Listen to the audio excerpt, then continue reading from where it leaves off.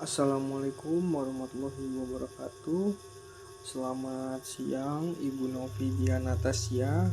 Perkenalkan, nama saya Muhammad Hanif.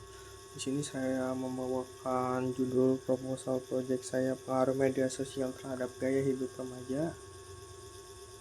Oke, mungkin ini abstraknya. Jadi menurut saya media sosial telah menjadi bagian penting dalam kehidupan remaja, menggantikan media tradisional.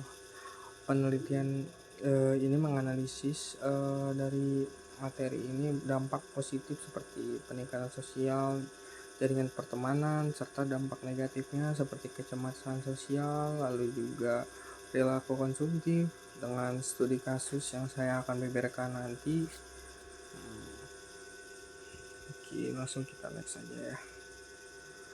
Latar belakangnya, perkembangan media sosial telah menjadi sebuah pola interaksi remaja yang dimana platform ini telah menggantikan seluruh media-media tradisional dengan menawarkan fitur-fitur yang lebih interaktif. Remaja-remaja sekarang mungkin sangat suka ya berkomunikasi dengan daring atau online. Namun banyak dampak-dampak negatif seperti kecemasan sosial, lalu juga perubahan perilaku, lalu juga tekanan karena mengikuti tren yang sering-sering muncul seperti mungkin tren-tren di TikTok atau semacamnya. Lalu juga dengan pemahaman yang lebih baik tentang media sosial ini, semoga penggunaannya dilakukan secara bijak dan juga mengurangi risiko dampak-dampak buruk yang terjadi untuk kedepannya.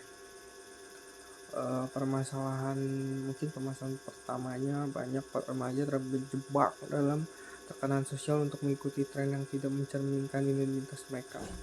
Lalu juga muncul banyak kecenderungan perubahan perilaku seperti penurunan interaksi tatap muka dan juga peningkatan kecemasan sosial.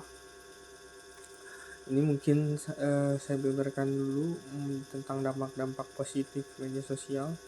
Media sosial mengubah cara remaja berinteraksi dengan menawarkan kebebasan berekspresi, namun juga berpotensi menimbulkan dampak negatif seperti kecemasan, perubahan perilaku.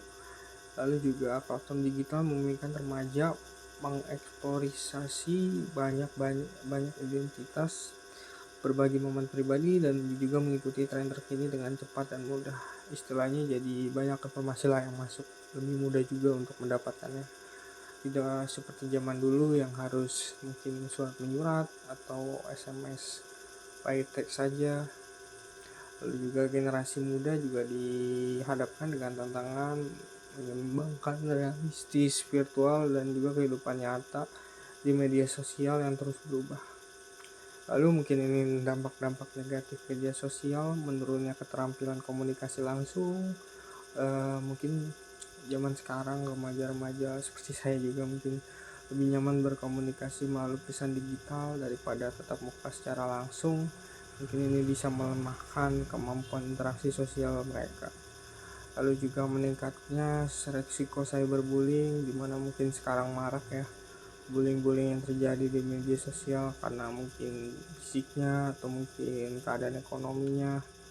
Lalu juga tanpa konsekuensi langsung, penurunan konsentrasi dan produktivitas karena kecanduan scrolling, lalu tiap hari scrolling saja, jadi mungkin pikirannya juga jadi banyak terdistraksi ya, ketika belajar ingin rasanya scrolling lagi. Lalu ini juga studi kasusnya. Diagram ini menunjukkan bahwa dari 52 responden yang saya survei langsung, dari mereka semua pasti memiliki media sosial. Lalu diagram ini juga menunjukkan bahwa dari responden yang saya survei sebanyak 40 orang setuju bahwa media sosial dapat berpengaruh dalam kehidupan dan juga gaya hidup mereka. Ini saya survei langsung ke teman-teman saya. Lalu mungkin gaya hidup remaja dipengaruhi oleh banyak perubahan zaman dan teknologi dan pola konsumsi.